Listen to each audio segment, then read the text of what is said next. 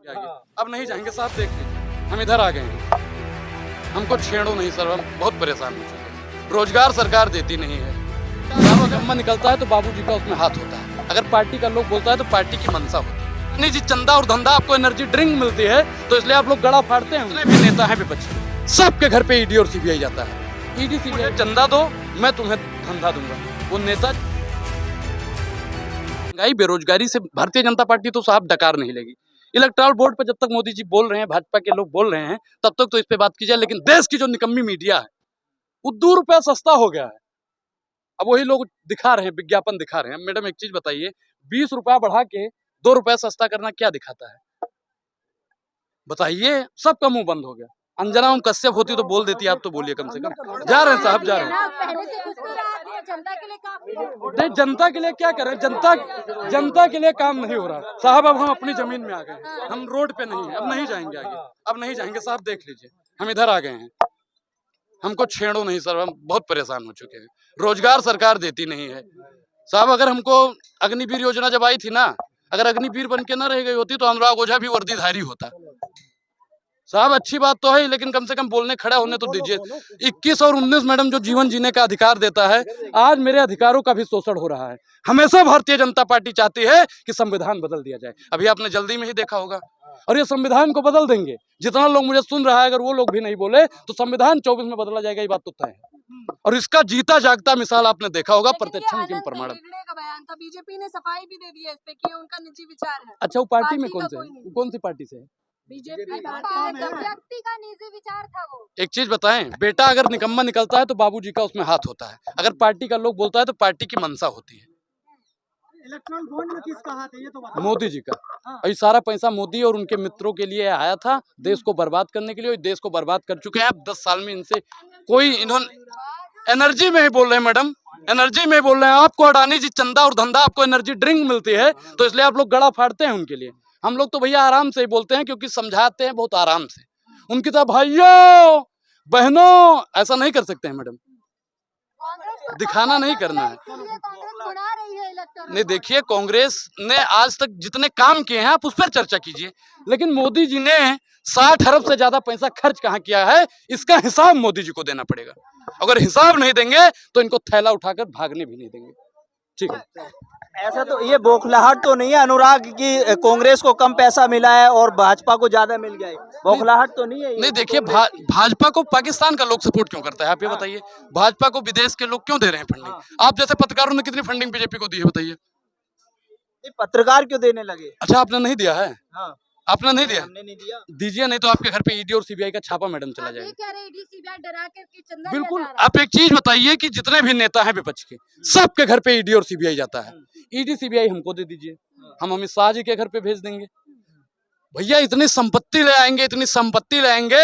अनुराग ओझा वादा करता है कि 24 घंटे के लिए ईडी और सीबीआई दे दीजिए, आपके हमारे पूरे भारत में 20 एम्स बनाने की गारंटी अनुराग ओझा की।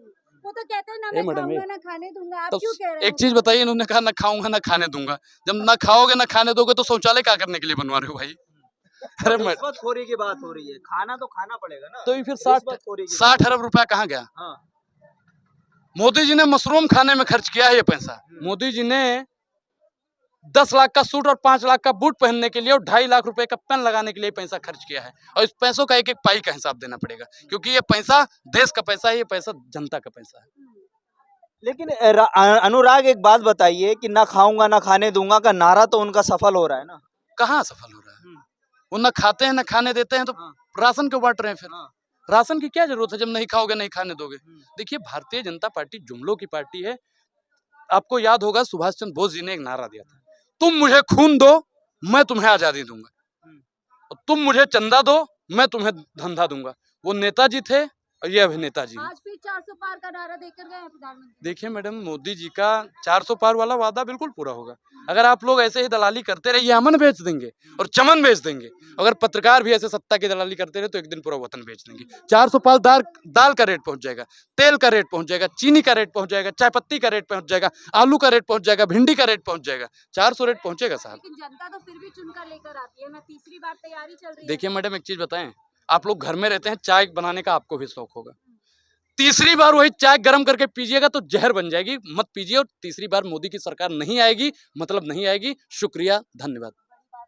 तो ये बड़ी बात है नहीं, ये बड़ी बात है। लेकिन अनुराग, मैं ये और जानना चाहूंगा कि जिस तरह से कांग्रेस की साफ बौखलाहट दिखाई दे रही है, अब क्या लगता है कि इससे चुनाव में 2024 में ये मुद्दा बन पाएगा? बिल्कुल, बहुत बड़ा मुद्दा है ये, और देश की जनता अब इनसे हिसाब मांगेगी, ये हिसाब नहीं दे पाएंगे।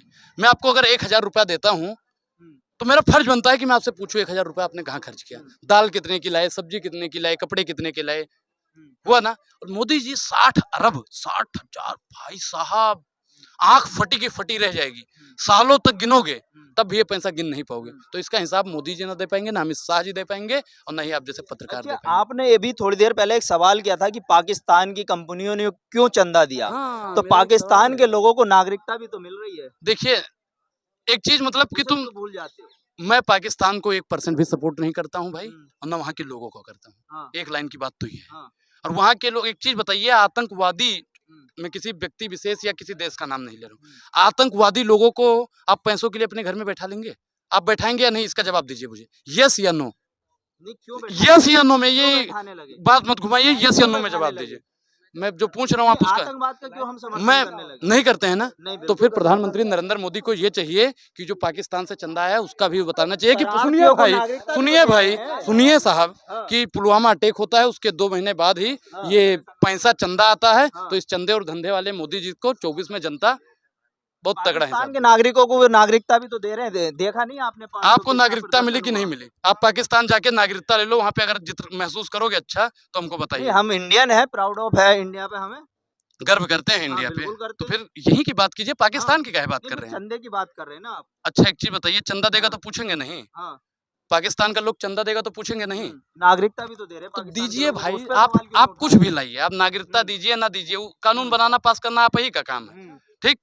लेकिन कम से कम जो यहाँ के लोग हैं उनको रोजगार दीजिए, जो यहाँ के लोग हैं उनको शिक्षा दीजिए, और जो यहाँ के पत्रकार हैं उनको आजादी दीजिए, चापलूसी करना बंद कर दीजिए। अच्छा, लेकिन परसों जो प्रदर्शन हुआ है सीए को लेकर के, मैं पाकिस्तान CAA का अफगानिस्तान समर्थन नहीं करता हूँ, नहीं हाँ, करता हूँ, नहीं करता हूँ, मतलब नहीं करता हूँ। हाँ, बस एक लाइन तो की बात खत्म हुई। राहुल गांधी के लिए तो उन्होंने बहुत प्रदर्शन किया है, केजरीवाल का भी प्रदर्शन किया, केजरीवाल के विरोध में।